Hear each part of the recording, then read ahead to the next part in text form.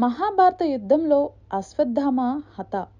కుంజర episode తర్వాత జరిగిన మోసానికి తట్టుకోలేక అభిమన్యు భార్య గర్భవతి శశిరేఖపై ఓ అస్త్రాన్ని అశ్వత్థామ ప్రయోగిస్తాడు.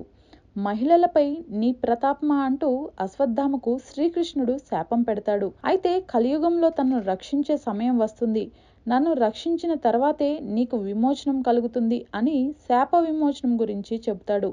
ఆ తర్వాత 600 సంవత్సరాల అనంతరం కాశీ పరిసర ప్రాంతంలో అశ్వత్థామ, భైరవ, సుమతి, సుప్రీం యాస్కిన్ మధ్య భవిష్యత్తు కోసం పోరాటం జరుగుతోంది.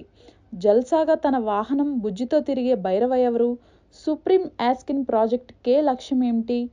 ప్రాజెక్ట్ కే కోసం సుమతితో పాటు అమ్మాయిలను ఎందుకు బలి ఇస్తుంటాడు?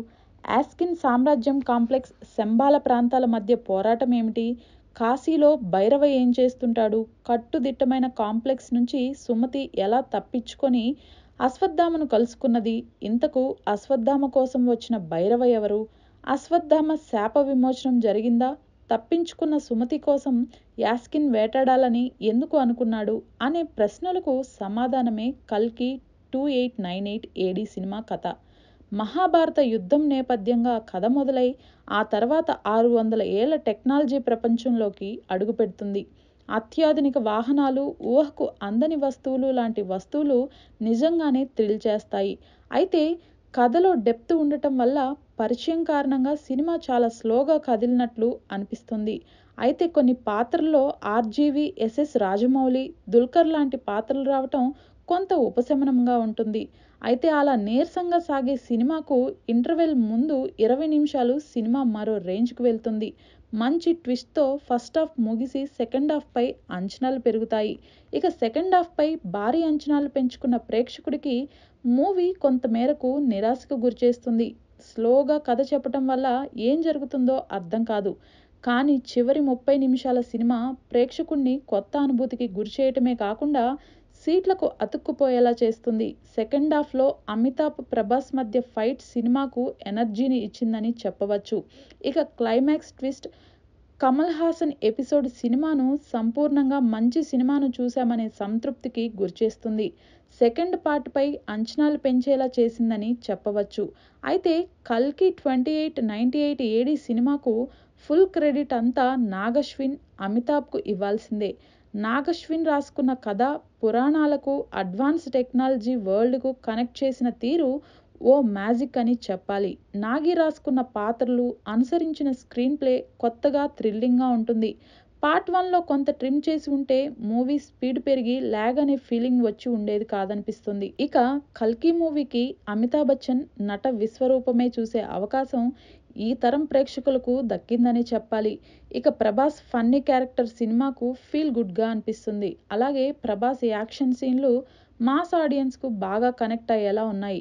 దీపికా పదుకొనె ఎమోషనల్ పాత్రలో ఒదిగిపోయింది. కమల్ హాసన్కు ఈ సినిమాలో చాలా చిన్న పాత్రే, కానీ ఉన్నంతసేపు అతడి పాత్ర ప్రెజెన్స్ తెర మీద కనిపిస్తుంది. ఆర్జీవి, రాజమౌళి, విజయ్ దేవరకొండ, దుల్కర్ పాత్రలు స్పెషల్ అట్రాక్షన్గా ఉంటాయి.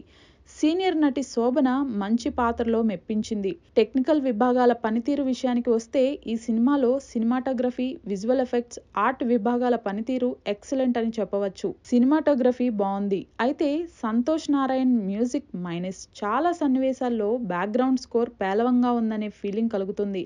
పాటలు చాలా బోరింగ్, అసలే ఆకట్టుకోవు. ఇక వైజయంతి మూవీస్ బ్యానర్ ప్రమాణాలకు అనుగుణంగా ప్రొడక్షన్ వాల్యూస్ ఉన్నాయి.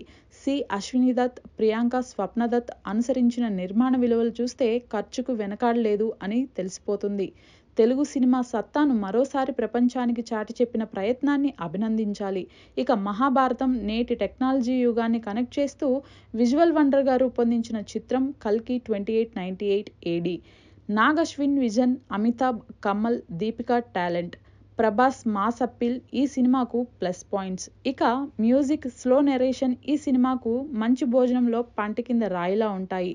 Production values, making, screenplay సినిమాను ఓ రేంజ్కి తీసుకెళ్లటమే కాకుండా మంచి అనుభూతిని క్రియేట్ చేస్తుంది. సినిమా ఆరంభం మిస్ చేసుకోకండి. ఒకవేళ మిస్ అయితే సినిమా ఏంటో అర్థం కాదు. కాబట్టి ముందే వెళ్ళి సినిమాను ఆస్వాదించండి. మీ టికెట్కు ఫుల్ వాల్యూ ఇస్తుందనటంలో ఎలాంటి డౌట్ లేదు. కల్కి 2898 AD movie must watch movie. Let's celebrate the movie.